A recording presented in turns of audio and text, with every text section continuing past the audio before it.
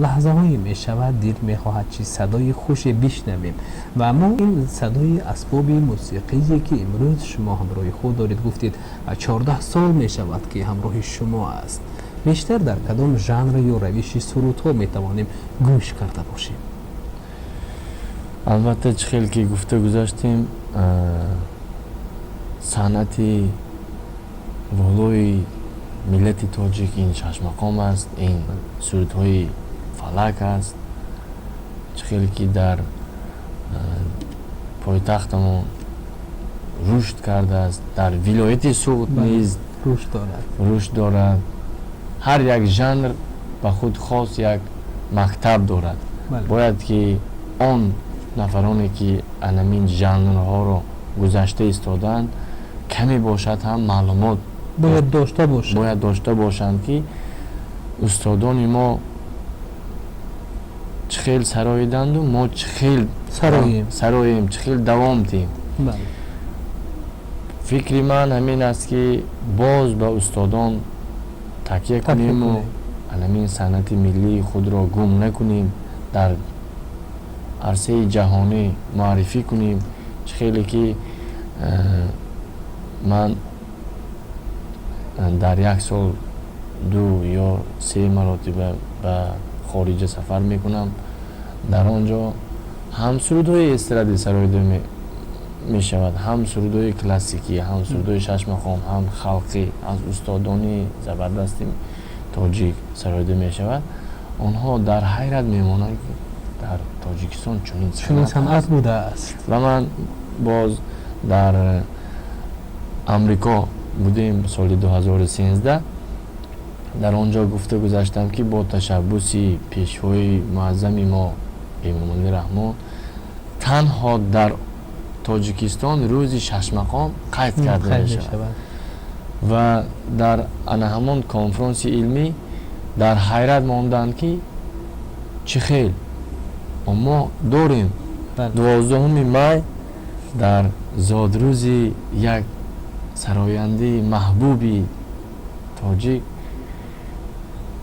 برنا اساق بسیار در رشد صنعت ملی تاجیک سهم خود را گذاشتند.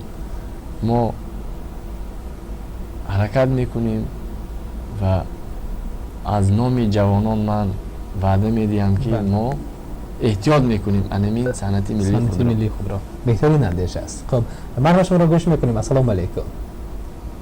و چون ما پیوسته ذکر کردیم گفتید امروز اگر داننده این یا اون هنر یا کسب و کار میشوی همیشگی تو رو میبرد تا به پروازهای بلند.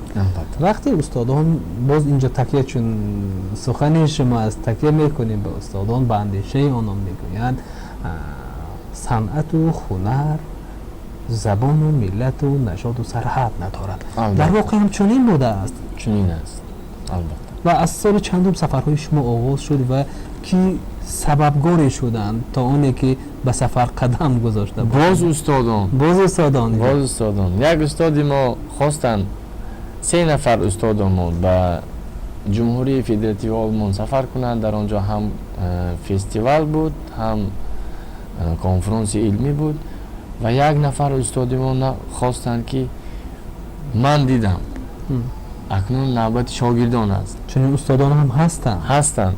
من دیدم من به آلمان نمی روم، شاگردی فلانی می باید رود. شاگردان بینن گردن معرفی کنن، پخته باشن. و ما در آن وقت نه پاسپورت خارجی داشتیم، شناسنامه خارجی داشتیم، هیچی نداشتیم. ما چون سفر اول بود، مراتب نبرآمده بودید و 3 روز مهلت دادن شناسنامه پیدا کنیم و با دستگیری حکومت ولایت ما به دست آوردیم و روان شدیم. اولین سفر کدام دولت؟ اولین سفر شهر وایمر گرمانیا بود. چگونه قبول کردند؟ با برنامه شناس بودید یا پس از اونجا رفتن بعد شناسایی پیدا کردید؟ در آنجا یک устоди Шашмақом Левича Бобохонов фарзандашон, хато накунам набирашон, бобоям мегуфтанд набирашон Ари Бобохонов буданд ва ҳамон кас барои рушди равнақи санъати миллӣ як фестивал ташкил карданду аз Ӯзбекистону аз Қазоқистон, Қирғизистон, Тоҷикистону аз Эрон санъаткоронро ҷамъ карданду як барномаи консертӣ ташкил карда. Мақсади ташкил кардани ин консерт, ин фестивал гум накардани ҳунарҳои миллӣ гӯимам иштибоҳ намекунем, хато намекунем, эҳё кардани анамин санъати миллӣ. ва аз он сол оғоз гардид сафарҳои ҳунарии шумо. ва дар воқеъ агар мегӯянд ҷое меравӣ ки мардумаш барои ту ошно нест, ҷое меравӣ ки барои сухан кардан ту мушкиле мекашӣ ва вақте ҷое меравӣ ки вақте асбоби мусиқиро ба даст мегирию суруде бо забони модарии худ месароӣ, андеша мекунӣ ки чӣ гуна қабул мекарда бошанд. Буданд чунин андешаҳо пеш аз баромади аввалини шумо ё на? Албатта буданд. Дур намеравем. Соли гузашта мо ба шаҳри Пекин ба ҷумҳурии Чин сафар кардем. Бояд ки мо 45 дақиқа дар он ҷо консерт кунем.